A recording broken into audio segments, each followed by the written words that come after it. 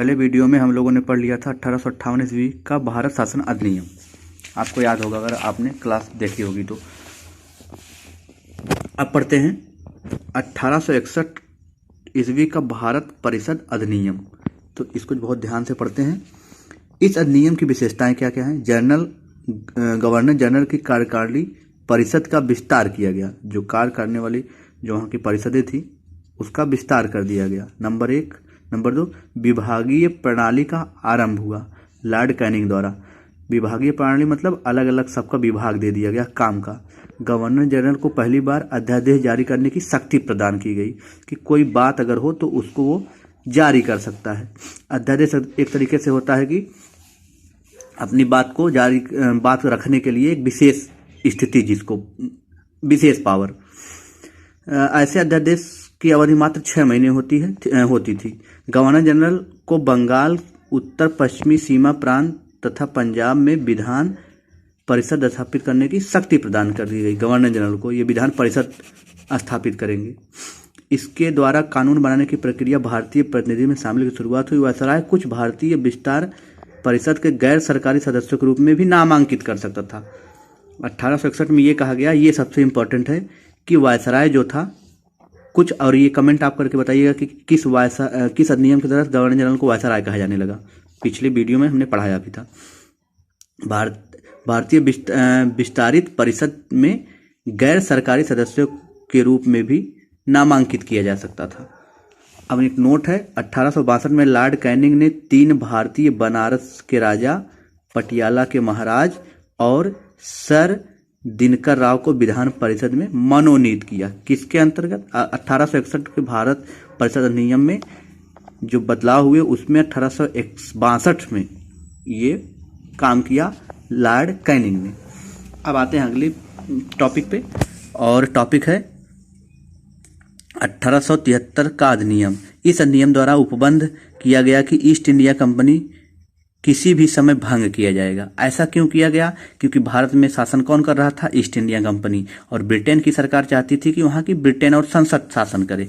तो एक नियम ला दिया गया कि अब ईस्ट इंडिया कंपनी को बंद कर दिया जा सकता है किसी भी समय। और 1 जनवरी 1984 को ईस्ट इंडिया कंपनी को औपचारिक रूप से भंग भी कर दिया गया। अब पूरी तरीके से ईस्ट इंडिया कंपनी भारत में काम नहीं करेगी, और सारा काम कौन करेगा?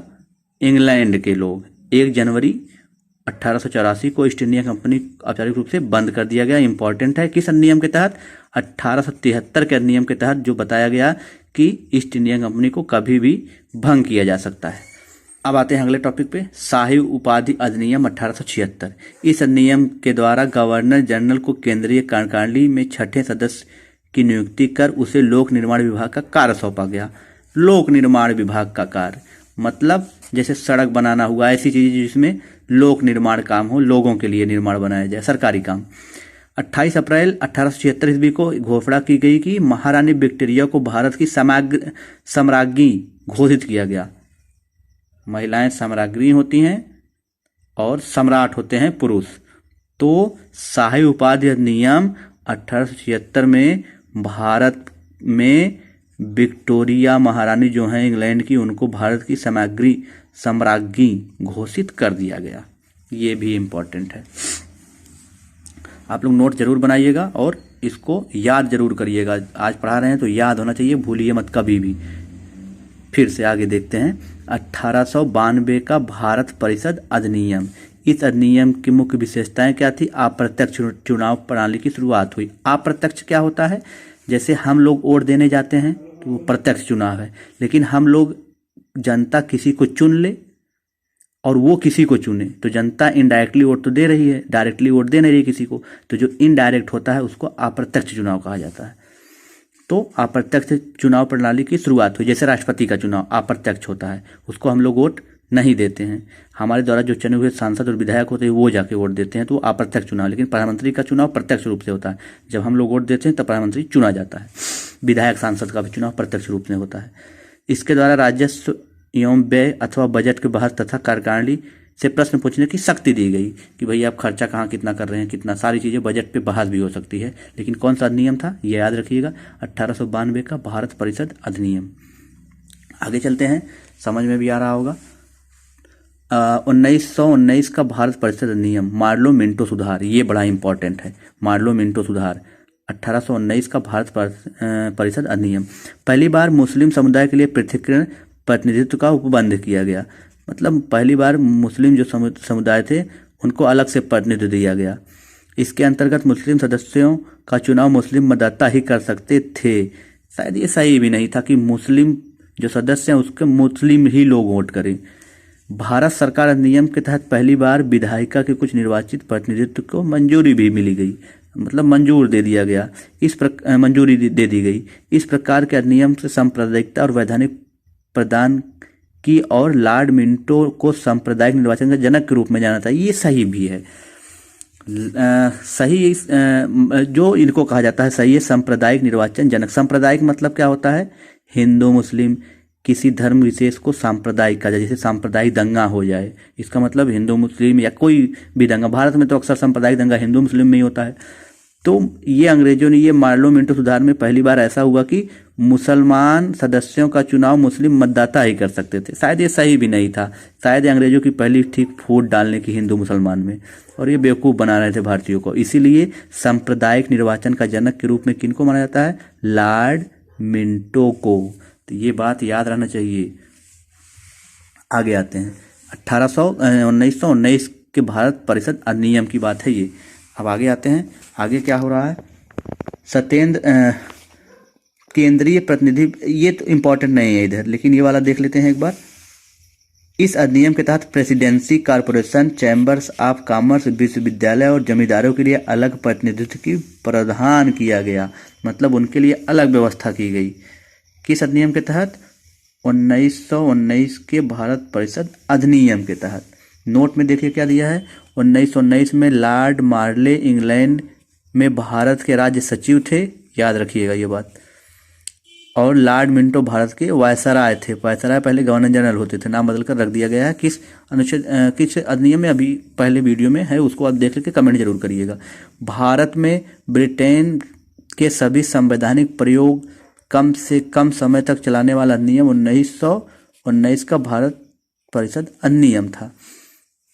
अब आते हैं आगे और पढ़ते हैं 1919 का भारत शासन अधिनियम, मॉन्टेग्यू चेम्सफोर्ड सुधार।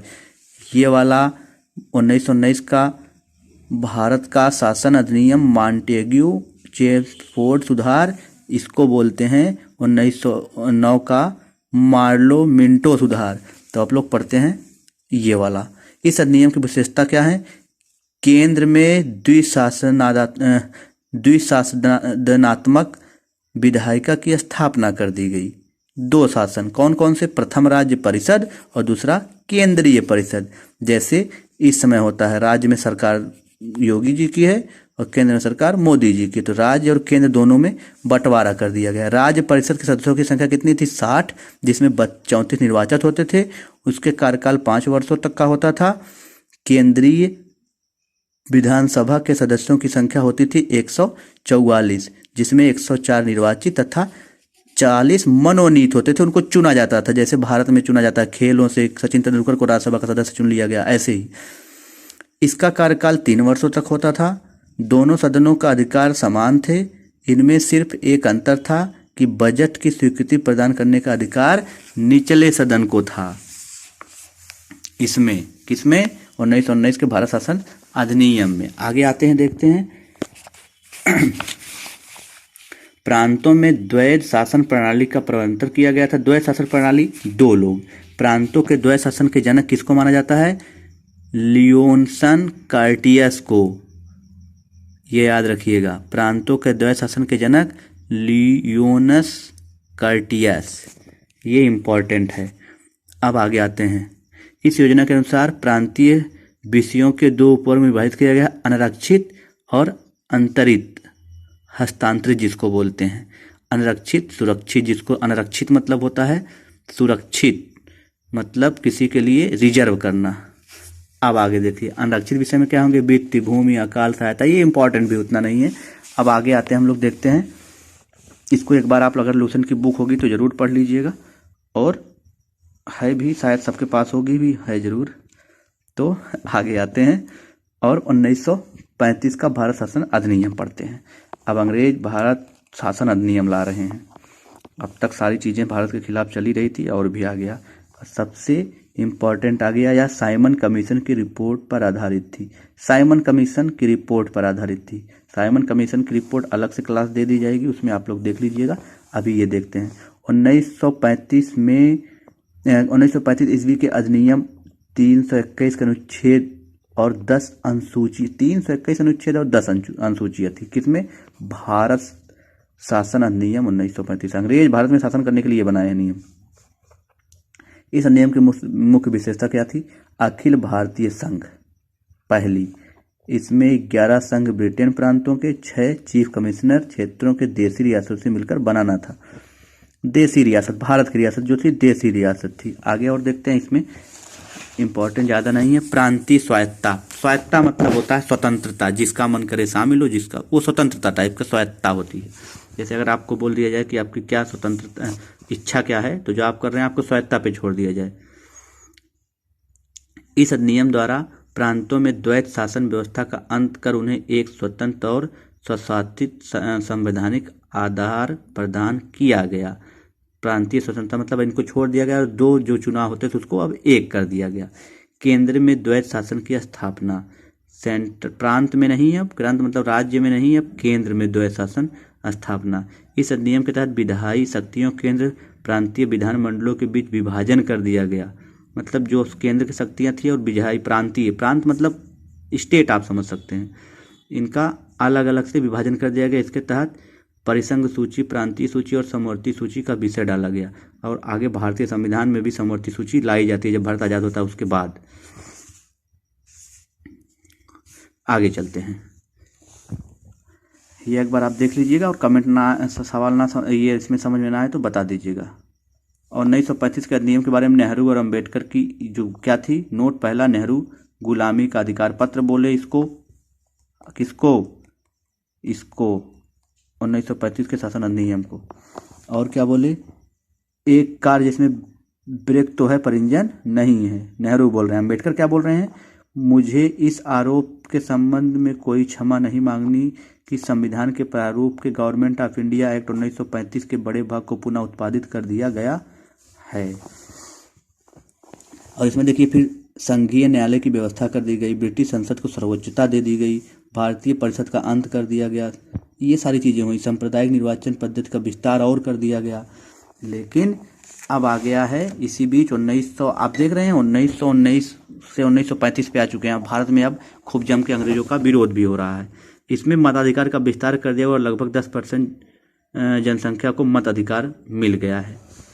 अब आता है 1947 का भारतीय स्वतंत्रता अधिनियम। यहाँ से इम्पॉर्टेंट है और उम्मीद करते हैं कि आप लोग पढ़ भी लेंगे। और अब इस वीडियो में कल के लिए क्लास चलेगी, वीडियो में इतना ही, और फिर अब कल के लिए एक वीडियो।